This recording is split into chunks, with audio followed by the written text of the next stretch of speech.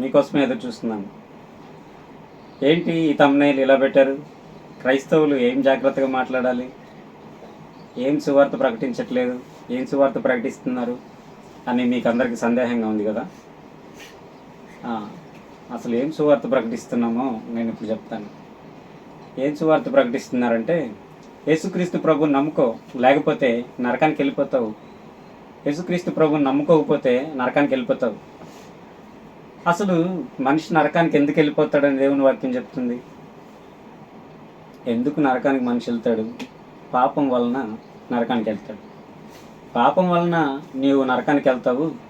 నీవు చేసుకున్న పాపాల్లో నీవు చిక్కుబడిపోతే నీవు పరలోక రాజ్యానికి వెళ్ళలేవు అనేటువంటి విషయాన్ని వదిలేసి, మీరు యేసుప్రభుని నమ్ముకోకపోతేనే నరకానికి వెళ్ళిపోతారు అని చెప్పి పూర్తిగా సువార్తని మార్చేస్తున్నటువంటి పరిస్థితులు కనిపిస్తున్నాయి.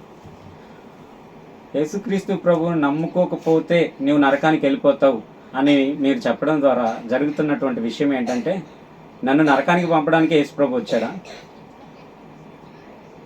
ఈ అర్థం ఇస్తుంది ఈ యొక్క సువార్త.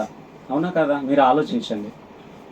నరకానికి ఎందుకు మనిషి వెళ్తున్నాడంటే పాపం వలన వెళ్తున్నాడు. పాపం చేయటం ద్వారా నరకానికి వెళ్తున్నాడు. తన పాపంలో చిక్కుకుపోయి ఆ పాపం నుంచి విడుదల పొందలేక, విమోచన పొందలేక నరకానికి వెళ్ళిపోతున్నాడు. మరి సువార్త ఏంటి? ఇలా పాపంలో చిక్కుపోయిన వారికి, ఇలా తన పాపంలోంచి బయటికి రాలేనటువంటి వారి కొరకు యేసుక్రీస్తు ప్రభు వచ్చాడు. అందుకే ఆయన ఏమంటారంటే, నశించిన దానిని వెదకి రక్షించుటకు మనిషి కుమారుడు ఈ లోకమునకు వచ్చాను. అంతేకాని ఆయన అందరిని తీసుకెళ్ళి పాతాళంలో వేసేయడానికి, ఆయన్ని నమ్మితేనే పరలోక రాజ్యంలో పెట్టడానికి ఆయన రాలేదు. ఈ భూమి పుట్టినది మొదలుకొని ఈ భూమి అంతమైపోయే వరకు ఎవరైతే భూమి మీద ఉన్నటువంటి మనుషులు ఉన్నారో వాళ్ళందరికీ విడుదల ఇవ్వడానికి, పరలోక రాజ్యం ఇవ్వడానికి, వాళ్ళు పొందలేని మహిమను వారికి ఇవ్వడానికి, ఏదైతే మనిషి కోల్పోయాడో ఆ నిత్య జీవాన్ని వాళ్ళకి ఇవ్వడానికి యేసుక్రీస్తు ప్రభు వచ్చాడు. ఈ విషయం చెప్పకుండా మీరంటే అందరు కాదు, కొంతమంది సువార్త ప్రకటించడంలో ఇలాంటి దోషాలు జరుగుతున్నాయి. ఎవరైనా కొంతమంది అన్యులు వచ్చి ఇలా అడుగుతున్నారు, ఇప్పుడు యేసుక్రీస్తు ప్రభువు నమ్ముకున్నటువంటి వాళ్ళందరూ నరకానికి వెళ్ళిపోతారా అంటే, ఏం భయపడకుండా అవును నరకానికి వెళ్ళిపోతారు అని చెప్తున్నారు. దీని ద్వారా ఏమవుతుంది చెప్పండి? యేసుక్రీస్తు ప్రభు వారి మీద ఉన్నటువంటి విశ్వాసాన్ని చాలామంది కోల్పోయేటువంటి పరిస్థితి ఉంది.